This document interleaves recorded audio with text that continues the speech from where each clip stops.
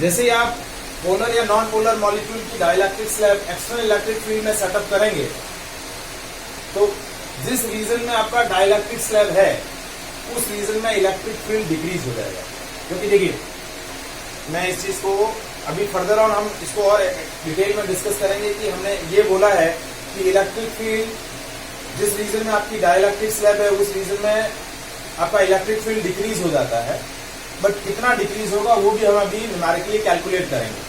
When we place the dielectric slab in between the plates of parallel plate capacitor, तो कितने amount से decrease होगा वो हम न्यूमेरिकली कैलकुलेट करेंगे। तो इलेक्ट्रिक फील्ड डिक्रीज होगा तो पोटेंशियल डिफरेंस भी डिक्रीज होगा, और पोटेंशियल डिफरेंस डिक्रीज होगा तो कैपेसिटेंस बढ़ जाएगा। तो जब आप प्लेट्स के बीच में क्या करेंगे, डाइलेक्ट्रिक स्लैब प्लेस करेंगे तो वो ओवरऑल कैपेसिटर का कैपेसिटेंस बढ़ा देगा। Is it clear? अब हमने जो डिस्कस किया कि इलेक्ट्रिक फील्ड डिक्रीज हो जाता है तो किस अमाउंट से डिक्रीज होगा वो हम देखते हैं। सो intensity of electric field in the region where dielectric slab is present. Just for example, if I am taking a two plates, parallel plates, metal plates of parallel plate capacitor, each of area A,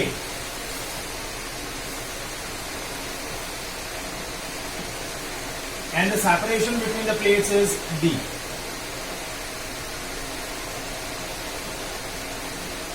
plates के बीच का separation कितना है?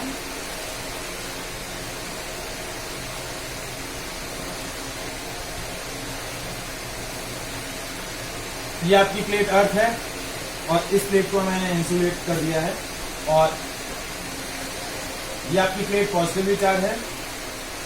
इस plate की surface charge density sigma है और ये प्लेट आपकी नेगेटिव चार्ज है, इसकी surface charge density minus sigma है।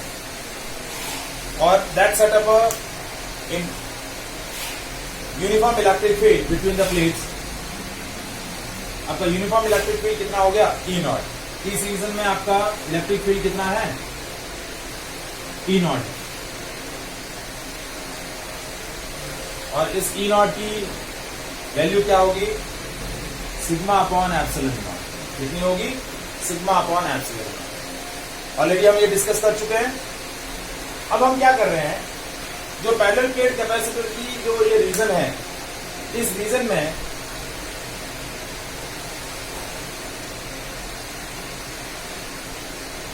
you are placing a dielectric slab of width T. एक T width की हमने एक डाइलेक्ट्रिक स्लैब प्लेस कर दी। क्या कर दी? डाइलेक्ट्रिक स्लैब प्लेस कर दी। अब ये डाइलेक्ट्रिक स्लैब पोलर मॉलिक्यूल की भी हो सकती है और नॉन पोलर मॉलिक्यूल की भी हो सकती है, लेकिन जैसे इसको एक्सटर्नल इलेक्ट्रिक फील्ड में प्लेस करेंगे, पोलर और नॉन पोलर मॉलिक्यूल्स के पॉजिटिव चार्ज सेंटर और नेगेटिव चार्ज सेंटर अपने आप को इस अकॉर्डिंग अरेंज करते हैं। माइनस प्लस, ये माइनस प्लस, ये माइनस और ये प्लस, ये माइनस प्लस, ये माइनस प्लस, ये माइनस प्लस। दूसरा मॉलिक्यूल का स्लैब लिया एक माइनस प्लस,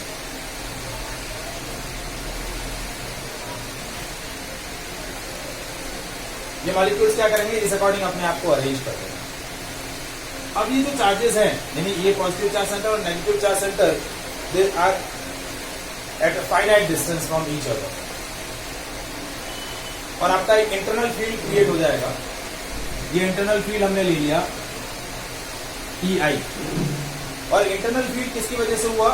क्योंकि ये स्लैब के नेगेटिव चार्ज सेंटर इस पॉजिटिव प्लेट की तरफ डायरेक्टेड है और इसके जो पॉजिटिव चार्ज सेंटर है वो पैरेलल प्लेट कैपेसिटर के नेगेटिव चार्ज की तरफ डायरेक्टेड है। ऐसा क्यों हो रहा है? क्योंकि अपोजिट चार्जेस अट्रैक्ट करते हैं। तो ये सारे नेगेटिव चार्ज सेंटर इस तरफ कलेक्ट हो गए, इसके पॉजिटिव चार्ज सेंटर इस तरफ कलेक्ट हो गए। तो यहाँ क्या हुआ, जैसे ये सरफेस चार्ज डेंसिटी प्लेट्स की है, इन चार्जेस की वजह से भी क्या होगा? सरफेस चार्ज डेंसिटी क्रिएट होगा, और वो सरफेस चार्ज डेंसिटी हम क्या ले रहे हैं? Sigma B. ये है माइनस सिग्मा बी और ये plus sigma B. Sigma B क्या है? Surface charge density of bound charges. ये जो मॉलिक्यूल्स के अंदर पॉजिटिव चार्ज सेंटर और नेगेटिव चार्ज सेंटर ये बाइंड है, फ्री नहीं है, तो इनकी वजह से जो चार्ज डेंसिटी क्रिएट हुई उसको हम बोल देंगे सिग्मा बी। क्या बोल देंगे? Sigma B. और इंटरनल इलेक्ट्रिक फील्ड कैसे आ जाएगा? EI की वैल्यू हो जाएगी sigma B upon epsilon naught. जैसे हमने एक्सटर्नल इलेक्ट्रिक फील्ड कैसे लिखा? सिग्मा अपॉन एप्सिलॉन नॉट, तो इंटरनल इलेक्ट्रिक फील्ड क्या हो जाएगा? Sigma B upon epsilon naught. Sigma B क्या है? Surface charge density of bound charges. अब आपका नेट फील्ड कितना हुआ? नेट फील्ड हो गया E net is equal to E naught minus EI। तो ये हो गया sigma minus sigma B upon epsilon naught. ये आपका नेट फील्ड हो गया, sigma minus sigma B upon epsilon naught. That is a net field inside this region. देखिए, इस रीजन में आपका इलेक्ट्रिक फील्ड E नॉट है, इसमें भी E नॉट है, लेकिन इस रीजन में आपका इलेक्ट्रिक फील्ड है E, और E की वैल्यू कितनी है? Sigma minus sigma B upon epsilon naught. यहां तक समझ में आया?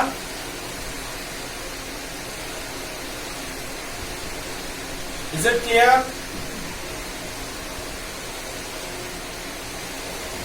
ठीक है। अब एक्चुअली मुझे क्या करना है, ये जो E की वैल्यू है वो E की वैल्यू मुझे E नॉट के टर्म्स में चाहिए। एक्चुअली हम ये जो आर्टिकल डिस्कस कर रहे हैं वो क्या कर रहे हैं कि इस रीजन में जो इलेक्ट्रिक फील्ड स्ट्रेंथ डिक्रीज हुई है वो एक्चुअल फील्ड के कंपैरिजन में कितना डिक्रीज हुआ है, यानी E नॉट के टर्म्स में फील्ड कितना होगा, मुझे वो पता करना है।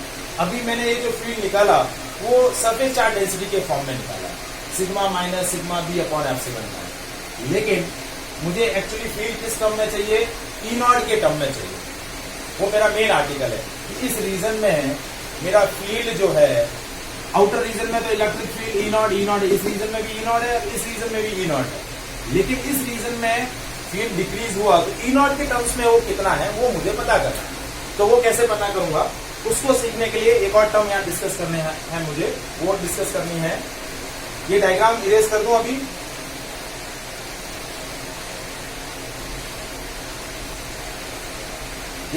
ये डायग्राम क्लियर करूं।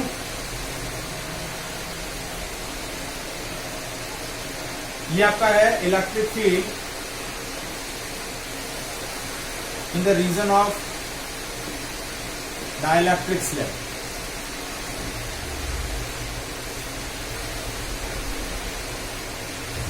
अब यहां एक टर्म मैं डिराइव कर रहा हूं P is intensity of polarisation, और ये होता है dipole moment per unit volume. अब डाइपोल मोमेंट आपने पढ़ा है, डाइपोल मोमेंट क्या होता है? Q into D. जैसे ये मॉलिक्यूल है माइनस प्लस,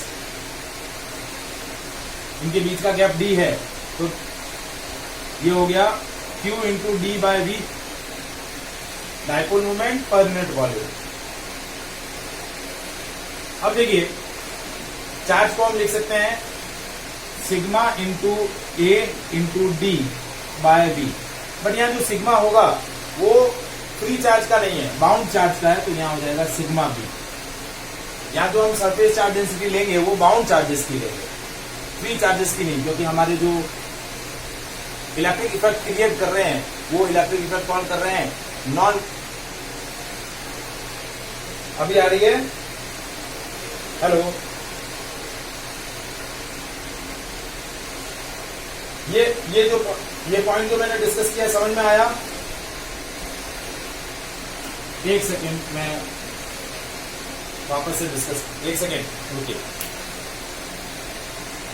आप क्या कर रहे हैं, पैरेलल प्लेट कैपेसिटर के स्पेस के बीच में एक डाइलेक्ट्रिक स्लैब प्लेस कर रहे हैं, तो वो डाइलेक्ट्रिक मॉलिक्यूल्स एक्सटर्नल फील्ड के इन्फ्लुएंस की वजह से अपने आप को क्या कर रहे हैं, अरेंज कर रहे हैं, और वो अरेंजमेंट क्या कर रहे हैं, डाइपोल मोमेंट क्रिएट कर रहा है। क्या क्रिएट कर रहा है? डाइपोल मोमेंट, क्योंकि वो जो पोलर या नॉन पोलर मॉलिक्यूल्स हैं वो अपने आप को रीअरेंज करके नेट डाइपोल मोमेंट क्रिएट कर रहे हैं, और that dipole moment per unit volume is called intensity of polarisation. तो डाइपोल मोमेंट क्या होता है? Q into D, one of the pair of the dipole, उसका चार्ज और उनके बीच के सेपरेशन का डिस्टेंस, इन दोनों का प्रोडक्ट जो होगा, सेपरेशन का जो प्रोडक्ट होगा वो आपका हो जाएगा डाइपोल मोमेंट, और वॉल्यूम मैंने ले लिया V। अब देखिए चार्ज की वैल्यू कैसे निकलेगी? सिग्मा इंटू ए, बट ये जो सिग्मा होगा वो बाउंड चार्जेस इंटेंसिटी होगी, फ्री चार्जेस की वजह से नहीं है, क्योंकि ये जो सरफेस चार्ज डेंसिटी हम लेंगे वो पोलर या नॉन पोलर डाइइलेक्ट्रिक सब्सटेंस की सरफेस चार्ज डेंसिटी होगी, इंटू ए इंटू डी। अब ये वॉल्यूम है, तो वॉल्यूम को हमने क्या ले लिया? ए इंटू डी, तो ए डी और ये ए और डी कैंसिल हो गया, तो इंटेंसिटी ऑफ पोलराइजेशन क्या आया? Surface charge density of bound charges. Sigma B की वैल्यू क्या आ गई? पी। और ये जो इंटेंसिटी ऑफ पोलराइजेशन है, ये इंटेंसिटी ऑफ पोलराइजेशन आपके किसके इक्वल होती है? जो स्लैब के बीच में इलेक्ट्रिक फील्ड सेटअप हुआ है उस इलेक्ट्रिक फील्ड के डायरेक्टली प्रोपोर्शनल होती है। P is directly proportional to E। और इस प्रोपोर्शनलिटी साइन को हम रिमूव करेंगे तो हमारे पास दो कांस्टेंट आएंगे, एप्सिलॉन नॉट और जाई ई। एप्सिलॉन नॉट तो क्या है? परमिटिविटी ऑफ फ्री स्पेस, और ये जाई ई क्या होता है? Susceptibility of medium. ये जाई ई क्या होता है? Susceptibility of electric susceptibility of the medium. क्या होता है? Electric susceptibility. इलेक्ट्रिक ससेप्टिबिलिटी क्या होता है कि जब आप किसी सब्सटेंस को इलेक्ट्रिक फील्ड में प्लेस कर रहे हैं तो एक्सटर्नल इलेक्ट्रिक फील्ड का कितना अमाउंट ग्रैब कर रहा है, वो होता है इलेक्ट्रिक ससेप्टिबिलिटी। जैसे इसको आप मैग्नेटिक स्ट्रेंथ से कंपेयर करेंगे कि जब आप किसी सब्सटेंस को, मैग्नेटिक मटेरियल को एक्सटर्नल मैग्नेटिक फील्ड में रखते हैं तो वो सब्सटेंस मैग्नेटाइज होता है। तो एक्सटर्नल इलेक्ट्रिक फील्ड का, एक्सटर्नल मैग्नेटिक फील्ड का उसने कितना अमाउंट ग्रैब किया, वो बोला जाता है मैग्नेटिक ससेप्टिबिलिटी। और इसी तरीके से यदि किसी इलेक्ट्रिक सब्सटेंस को इलेक्ट्रिक फील्ड में प्लेस करेंगे तो उसने कितना इलेक्ट्रिक फील्ड ग्रैब किया, वो बोला जाता है इलेक्ट्रिक ससेप्टिबिलिटी। ये हम जब आपका मैग्नेटिक स्ट्रेंथ पढ़ेंगे, मैग्नेटिक प्रॉपर्टीज ऑफ मटेरियल, वहां ये काम आएगी एग्जैक्टली। अभी के लिए ये चीज आपको याद कर लेनी है, ठीक है। और P की वैल्यू क्या है? Sigma B. P की वैल्यू हमने क्या निकाली है? Sigma B. तो इसमें जहां सिग्मा बी आया है उस सिग्मा बी की जगह आप ये वैल्यू प्लेस करेंगे। सिग्मा बी की जगह क्या वैल्यू प्लेस करेंगे? एप्सिलॉन नॉट जाई ई इंटू ई। और सिग्मा की जगह आप क्या प्लेस करेंगे?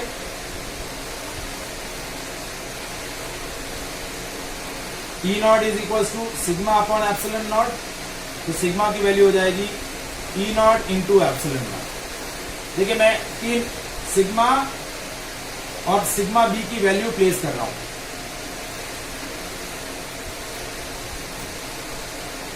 सिग्मा, ये इक्वेशन 1 है, ये इक्वेशन 2 है। तो देखिए इलेक्ट्रिक फील्ड क्या आया? ये है electric field in the region of slab, that is E naught into epsilon naught minus epsilon naught जाई E into E divide by epsilon naught. अभी एप्सिलॉन नॉट क्रॉस मल्टीप्लाई हुआ, epsilon naught E is equal to E naught epsilon naught minus E naught जाई E into ई। ये term इधर ले आते हैं, epsilon naught into E plus epsilon naught E into जाई E is equal to E naught epsilon naught. देखिए epsilon naught मैंने common ले लिया और ई भी कॉमन ले लिया, ये हो गया 1 प्लस जाई ई और एप्सिलॉन नॉट ई नॉट।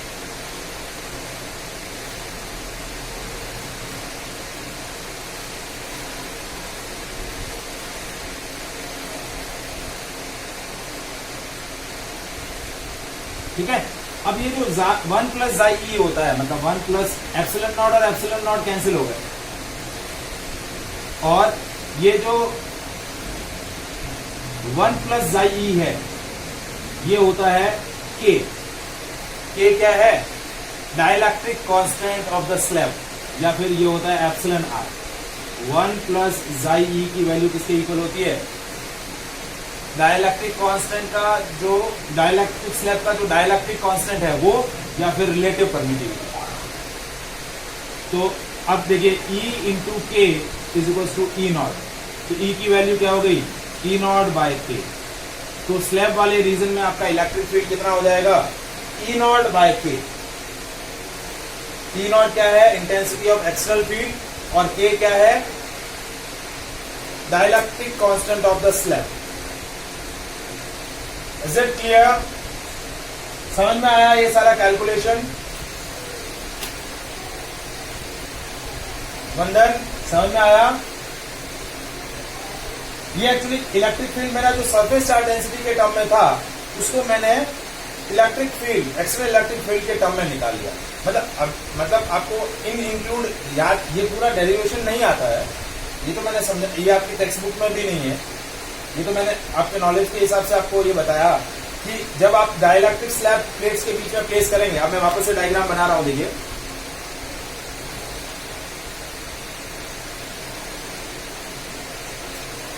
ये मेरी पैरेलल प्लेट्स जिनके बीच का गैप डी है, और ये मेरी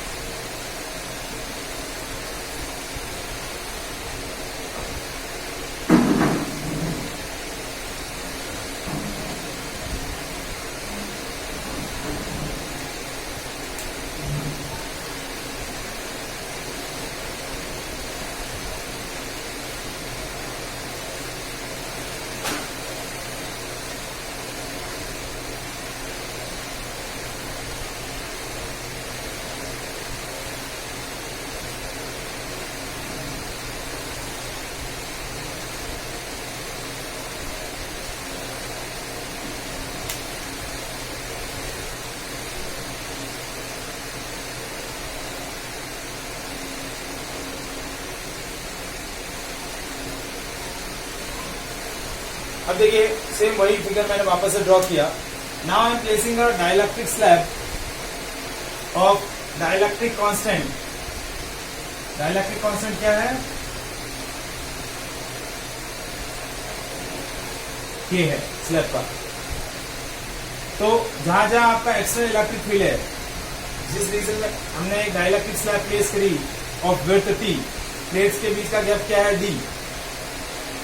तो जहां आपका एक्सटर्नल इलेक्ट्रिक फील्ड है वहां स्ट्रेंथ हो जाएगी E naught. Electric field, external electric field की स्ट्रेंथ क्या है? E naught. और जहां आपकी डाइलेक्ट्रिक स्लैब है वहां इलेक्ट्रिक फील्ड क्या होगा? ई नॉट बाय के। क्या हो जाएगा? ई नॉट बाय के। आया समझ में? तो आपका ओवरऑल क्या हो जाएगा?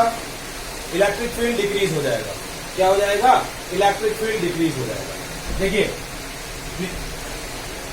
एरिया ऑफ प्लेट क्या है? ए है। सेपरेशन बिटवीन प्लेट्स डी है, ठीक है। ई नॉट क्या है? Intensity of external field. तो हमारा टॉपिक क्या है? अब यहां चेंज कर रहे हैं टॉपिक। क्या? that is effect of dielectric on capacitance of parallel plate capacitor.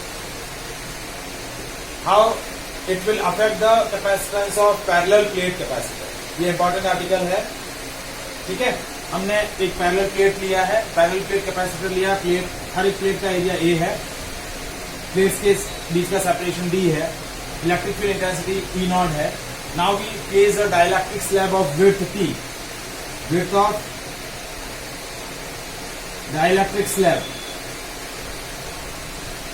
क्या है? T है. हमने एक डाइलेक्ट्रिक स्लैब T विड्थ की इंट्रोड्यूस करी. This dielectric constant is K. So now we are interested to find the capacitance of parallel plate capacitor which consists of a dielectric slab. यदि इस पूरे मीडियम में dielectric slab होती तो capacitance होता K into A epsilon naught by D. ये हम already पहले भी डिस्कस कर चुके हैं. यदि एयर होती तो कैपेसिटेंस था ए एप्सिलॉन नॉट बाई डी. यदि पूरा मीडियम डाइलेक्ट्रिक स्लैब से फिल होता तो कैपेसिटेंस होता C is equal to K into C. K क्या है? डाइलेक्ट्रिक कांस्टेंट का वैल्यू. लेकिन अब ये जो तीसरा आर्टिकल है, यहां हमने क्या किया है, जो डाइलेक्ट्रिक स्लैब है उसकी विड्थ जो है वो गैप के प्लेट्स के बीच का जो गैप है उससे कम है. तो कैपेसिटेंस का वैल्यू क्या होगा, ये हमें कैलकुलेट करना है. तो देखिए कैसे कैलकुलेट करेंगे. इस रीजन में जहां पर स्लैब नहीं है, इस रीजन में आपका इलेक्ट्रिक फील्ड है E नॉट, और इस रीजन में जहां आपका स्लैब है वहां इलेक्ट्रिक फील्ड कितना है? E naught by K. तो आपका दोनों इलेक्ट्रिक फील्ड, दो अलग अलग फील्ड है. देखिए फील्ड का स्ट्रेंथ मैं लिख रहा हूं यहां पे. इलेक्ट्रिक फील्ड है E नॉट, जब आपकी विड्थ कितनी है? D minus T. Total width है D, उसमें से T विड्थ है स्लैब की. तो जब आपकी विड्थ D माइनस टी है तब आपकी फील्ड इंटेंसिटी है E नॉट, और जब आपकी विड्थ T है तो फील्ड इंटेंसिटी है E नॉट बाय K. ये दो अलग अलग इलेक्ट्रिक फील्ड की स्ट्रेंथ है और उनका रीजन है. जब D माइनस टी रीजन में आपका इलेक्ट्रिक फील्ड इंटेंसिटी कितना है? E नॉट, और T रीजन में आपका इलेक्ट्रिक फील्ड कितना है? E naught by K. ये पॉइंट समझ में आया?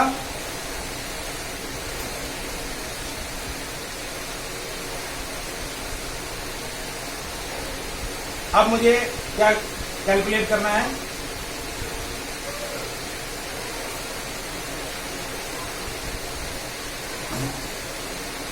Potential difference between plates of capacitor. तो पोटेंशियल डिफरेंस मैंने ले लिया V. दो अलग अलग इलेक्ट्रिक फील्ड है तो पोटेंशियल डिफरेंस क्या होता है? Electric field into distance. तो जब मेरा इलेक्ट्रिक फील्ड E नॉट है तो डिस्टेंस है D माइनस टी.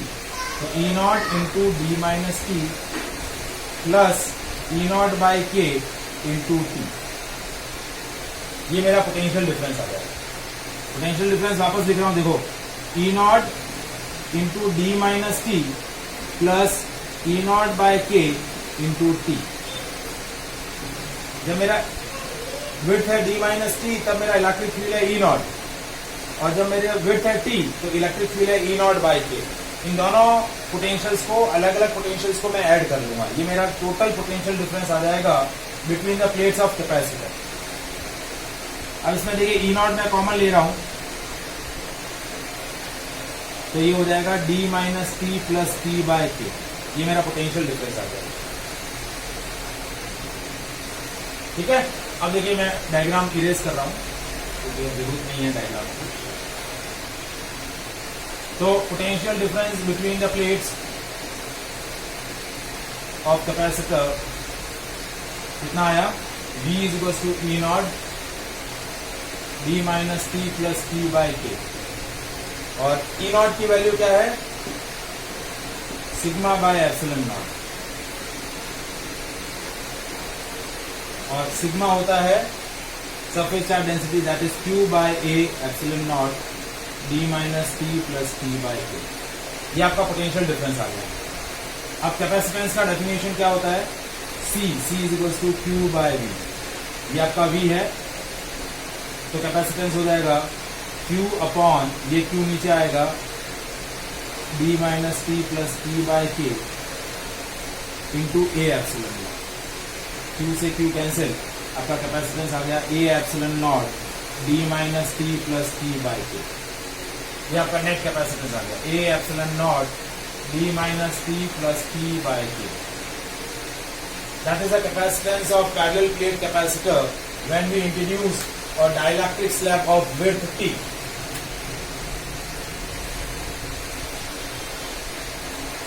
अब देखिए इसी आर्टिकल में मैं क्या कर लूं कि यदि पूरा मीडियम यदि आपका डाइलेक्ट्रिक स्लैब से फिल हो जाए, यानी D और T की वैल्यू इक्वल हो जाए, तो C क्या हो जाएगा, A epsilon naught D minus D plus D by K। D और D कैंसिल हो गए और ये K ऊपर चला जाएगा, C हो जाएगा A epsilon naught by D into K। ये ऑलरेडी हम डिस्कस कर चुके हैं कि जब आपका पूरा मीडियम डाइलेक्ट्रिक स्लैब से फिल हो जाए, प्लेट के बीच का पूरा रीजन डाइलेक्ट्रिक स्लैब से फिल हो जाए, तो आपका कैपेसिटेंस K टाइम बढ़ जाता है, ये K टाइम बढ़ जाता है। लेकिन यदि विड्थ आपकी D नहीं है, विड्थ आपकी कुछ कम है, T है, तो आपका कैपेसिटेंस हो जाएगा A epsilon naught upon D minus T plus T by K। Is it clear? समझ में आया? So this is a effect of dielectric on the capacitance of parallel plate capacitor। जैसे ही आप क्या करेंगे, पैरेलल प्लेट कैपेसिटर की plates के बीच में डाइलेक्ट्रिक मीडियम ऐड करेंगे, तो आपका इलेक्ट्रिक फील्ड डिक्रीज हो जाएगा, पोटेंशियल डिक्रीज हो जाएगा और कैपेसिटेंस बढ़ जाएगा। ये 3 पॉइंट्स आपको ध्यान में रखने हैं। जैसे ही आप स्लैब इंट्रोड्यूस करेंगे तो इलेक्ट्रिक फील्ड डिक्रीज होगा, पोटेंशियल डिक्रीज होगा और कैपेसिटेंस बढ़ जाएगा। अब इसमें स्लैब इंट्रोड्यूस करने के 2 तरीके होते हैं। When we introduce the slab, when the battery is connected to the capacitor or when battery is disconnected to the capacitor, तो उनसे क्या इफेक्ट आता है, that we will discuss in the later on section। छोटा सा topic है और उससे रिलेटेड कुछ क्वेश्चंस हम इसमें करेंगे। इसमें क्वेश्चंस बहुत सारे बनते हैं इस सेक्शन से। लास्ट ईयर 2020 का जो पेपर आया उसमें 2 मार्कर का क्वेश्चन इस टॉपिक से बना था, न्यूमेरिकल बना था 3 मार्कर। Is it clear? आया समझ में? ठीक है। So remaining we will discuss on the next session. हाँ जी, हाँ मैं बेटा कल और परसों मैंने तुम्हारा मैसेज पढ़ा था। एक्चुअली मेरा थोड़ा नेट का इश्यू था।